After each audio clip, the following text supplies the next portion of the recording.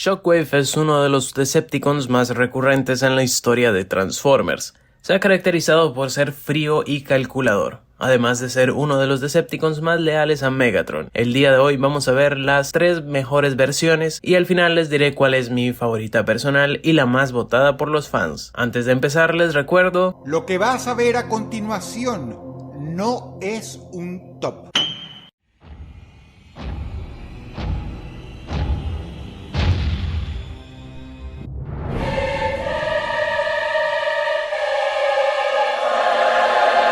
Arrancamos con una de las versiones más despiadadas del personaje. Es un científico Decepticon que, a diferencia de los científicos Autobots, este sí sabe pelear y bastante bien. Se cree que durante la guerra de Cybertron llegó a experimentar con numerosos Autobots como también Predacons. Vamos, que es el escuadrón 731 de los Transformers. Al igual que sus encarnaciones pasadas, es un personaje bastante frío. Se rige por la lógica y supuestamente no tiene emociones, ya que esto entra en conflicto con esta misma. Sin embargo, lo hemos visto bastante enfadado cuando intentó sacarle un ojo a Starscream, ya que lo dejó peleando solo contra los Autobots. Ni por un momento creas, Starscream, que pasó desapercibido que me dejaste a merced de los Autobots. Estoy tentado a obligarte a compartir mi percepción de las cosas. También lo hemos visto sentir pavor cuando las hordas de Predacons zombies se levantaban e iban tras de él. Su primera aparición fue hasta el episodio 17 de la segunda temporada. Sin embargo, ya se había cruzado con los Autobots protagonistas mucho antes, cuando se encontró con Cliffjumper y Arcee. Al usar uno de sus inventos locos en esta última, logró entrar en su mente y conseguir los códigos para desencriptar una transmisión Autobot, que no era ni más ni menos que Optimus Prime llamando a los Autobots a la Tierra, cosa que posiblemente desataría los sucesos de la serie. Sus mayores logros acá fueron el Cerrojo Omega, que buscaba transformar la Tierra en el nuevo Cybertron, y la creación de Predaking, uno de los personajes más poderosos de Transformers Prime, al igual que los 2 Predacons que vemos en la película. En términos de diseño, este me parece el mejor, logrando un equilibrio entre el clásico y el moderno, a su vez dándole un aspecto bastante robusto, un enorme cañón y un rostro bastante intimidante, con ese ojo rojo gigantesco que te mira directamente al alma. De igual forma, su modo alterno me encanta, y aunque no sea una cosa extraordinaria, me parece mejor que la pistola láser que usaron en G1. Aunque sea muy clásica, pues no es un modo alterno muy práctico, y me parece mejor que los otros modos alternos inventados que tuvo en otras series, como esta mierda. Tu argumento es lógico. Esta versión del personaje tuvo un giro bastante interesante. Aviso de spoilers por si aún no han visto una serie de hace... 15 años? ¿Animated? Dios mío, si yo me siento viejo, imagínense los de G1. Eres viejo,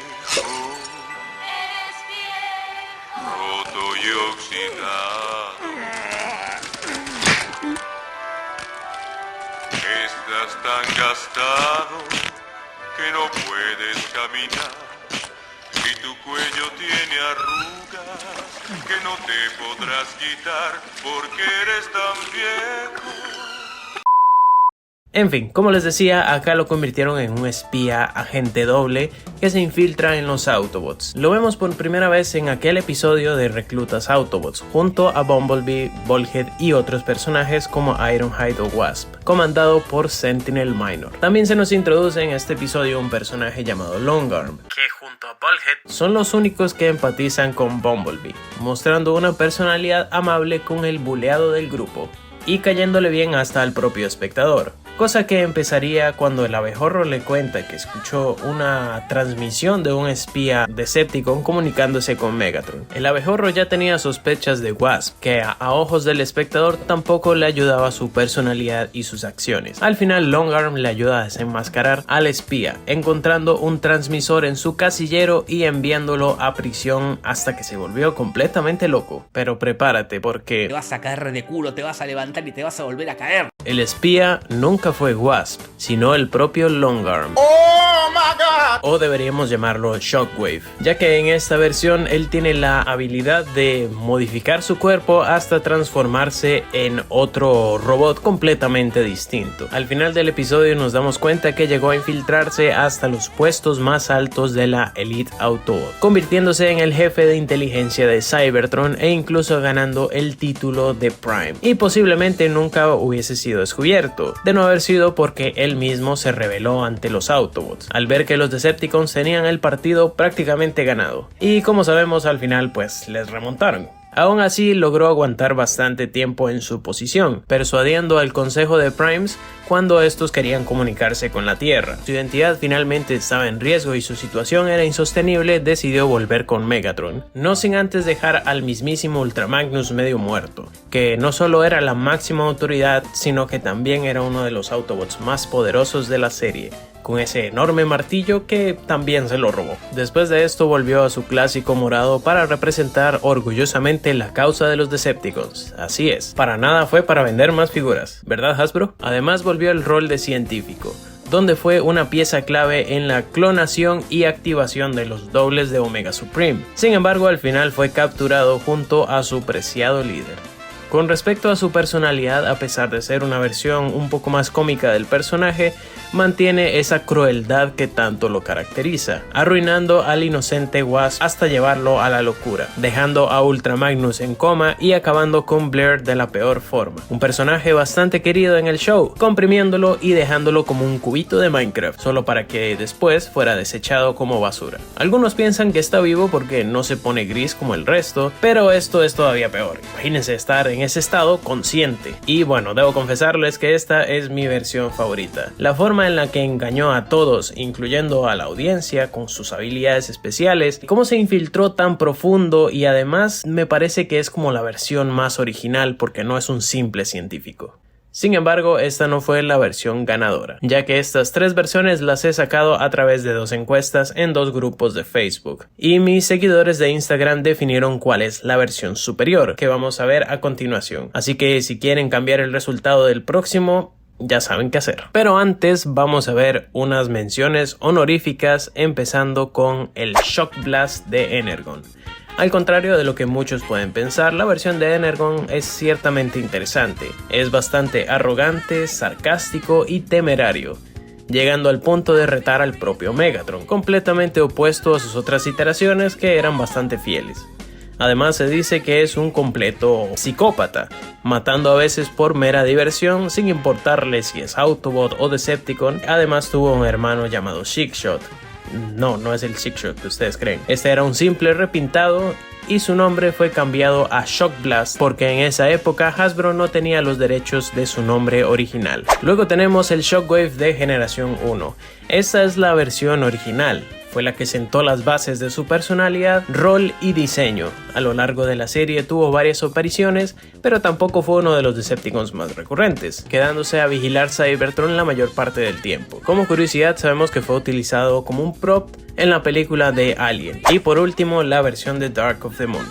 Para mi sorpresa, esta versión ganó una de las votaciones de Facebook y quedó segundo en la otra. Sin embargo, no lo escogí porque, aparte de su diseño, que está muy bien, no hace casi nada en la película, y creo que la única línea que tiene es cuando le grita a Optimus, y a partir de ahí ya no vuelve a hablar ni a aparecer hasta el final, cuando... ¡Ay, mi ojito, mi ojito!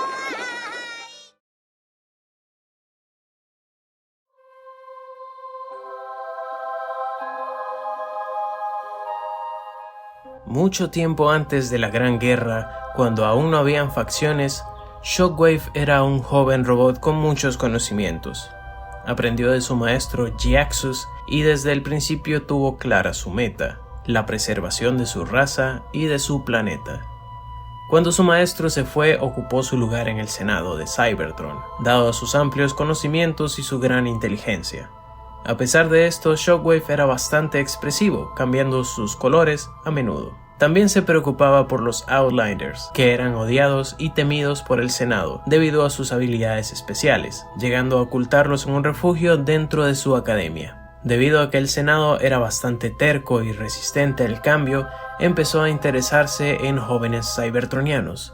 modificándolos a escondidas para que estos puedan llevar la Matrix del liderazgo, con la esperanza de que alguno de ellos pudiese revertir el oscuro curso que llevaba Cybertron. Este fue el caso del jefe de policía, que irrumpió en el Senado y los acusó de corrupción. El valiente oficial fue aprehendido violentamente, pero Shockwave lo pudo salvar y le dio esta mejora. Él era ni más ni menos que Orion Pax. Después de la muerte de Nominus, el actual Prime, se pudo confirmar que fue el propio Senado, usando a Sentinel, jefe de seguridad, los que mataron al líder cybertroniano. Estaban silenciando a todos aquellos que no eran corruptos, que no pertenecían a este grupo, y este iba a ser el caso de Shockwave. En un intento por capturarlos, bombardeó la academia, descubriendo el refugio donde éste escondía a los odiados Outliners. No estaban para nada contentos. Orion, quien estaba protegiendo al senador hasta ese momento, intentó salvarlo, pero Shockwave se entregó voluntariamente para que no mataran a Roller, un compañero y amigo de Pax. Además, este creyó que dado a su estatus, ellos no se atreverían a matarlo, cosa de la que estaba muy equivocado. Ya en las garras del Senado fue llevado al instituto, donde lo sometieron a Shadowplay. No es el nombre de un youtuber. Es un proceso por el cual se reescribe la mente de un Transformer, que en el caso de Shockwave fue reducido a un cascarón sin emociones, guiado enteramente por la lógica.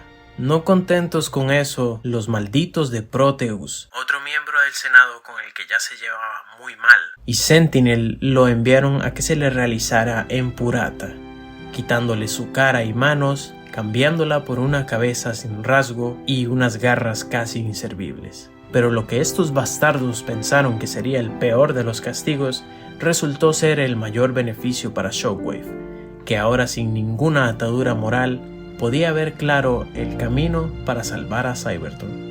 Tiempo después se uniría al reciente movimiento Decepticon, luego de que Megatron le ofreciera un laboratorio y recursos que el Senado no le daría, a cambio de crear un poderoso Combiner para la causa.